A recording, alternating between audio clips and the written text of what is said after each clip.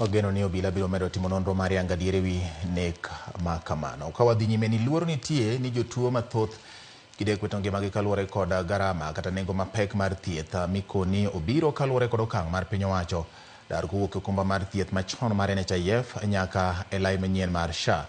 Jotuo koni piny owacho ne oriko chako chenro manyienno kapok giyango ni otiyo e yo makare. Gino masani koro kelonegi pek ni mar ute mag thieth sani dwaro omenda maching'. Joja oko nigi mathoth kowuok Mombasa. Jotuo mayuoro e kar thieth ma Coast General Mombasa ywak ewi ng'ikruok mag chenro mag thieth magikone timore nikech chenro manyien mar thieth midendo ni SHA. Ywak gi maduong' en ni koro idwaro ni gichul pesa ma aching'e ka giyud thieth kopogore kod kinde mokalo ma okumba mar thieth mar NHIF ne chung' ne chenro go to chutho e ute thieth mag piny owacho. Ok wane bere nikech ok okonywa. Ere gima government nyalo timo mondo mi sani okonywa kaka wan jopiny. Nikech ok nega koro sani chuno ni ng'ata nyaka chudi. To chudo sami chudo nyiso ni japiny donjo fuko ne. Yuto mar ji ni piny. Yuto niende. Ka en owinjo oduoko ni ji NHIF kaka ne NHIF ne nitiere. An be chulo NHIF otama nikech kana chulo dhi nyisa na dhi e SHA. To SHA ni anakia kata mana mare obiro konyango. Ne dware ni mondo sama gitimo transition ni ten transition moro mochimo yo ma bende bedo gradual not moro mitimo ni ka to gi ka. Kaka kawuono ichiew ting'iso ng'ato ni kawuono adwa ni dhi e klas 5 to nyathi en ja klas 2. Mano ok timre. To kata bedo ni piny owacho e bwo migawo mar thieth koni ndikruok e chenrono en manyamonge, gikoni chenrono kawo kinde malach kendo jomoko wito ngimagi nikech kwamo mar chenrono. Wach payment mar SHA ni mokelni.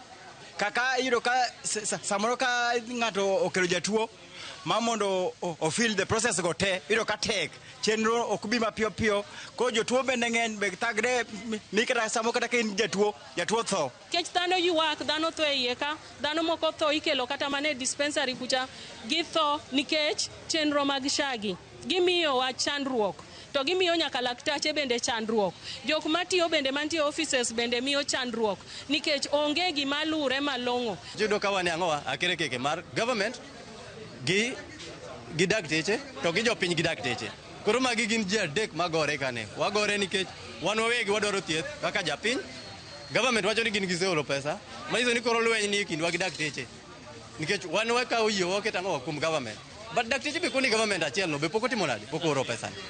Kata bedo ni piny owacho koni chenro manyien mar thieth mar SHA osechako tich, jotuo mathoth e kar thieth ni ma Coast General pod ywak ka gikoni chenrono ok ti kendo chunogi donjo e ufukegi.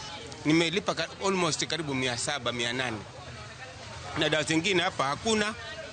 Zingine mambani niende kanuniwa huko nje. Unaona? Sasa naona hii SHA ina maana gani kwetu?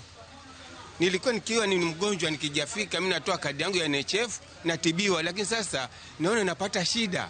Nimeenda kupima damu ulipe, kupima mkojo ulipe, yani kila kitu unalipa alafu unarejea. Sasa unakuta hiyo matibabu haiwezi kumalizika hata mpaka urudi siku ya pili. Taabu sana maskini mingi.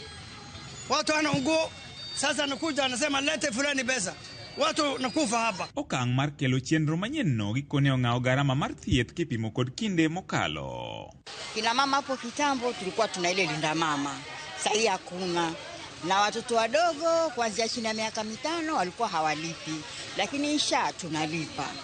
Kuna watu ambao wako hapa ndani wako na madawa ya kansa, wako na dialysis, wamekosa matibabu. Kuna watu wako nyumbani wamekosa matibabu mpaka saa hii. Wanaumia, wengine wamefariki. Na wao wanasema tu kwamba SHA inafanya kazi. Inafanya wapi ikiwa sisi tunateseka? George Aoko, Ramogi TV, Mombasa.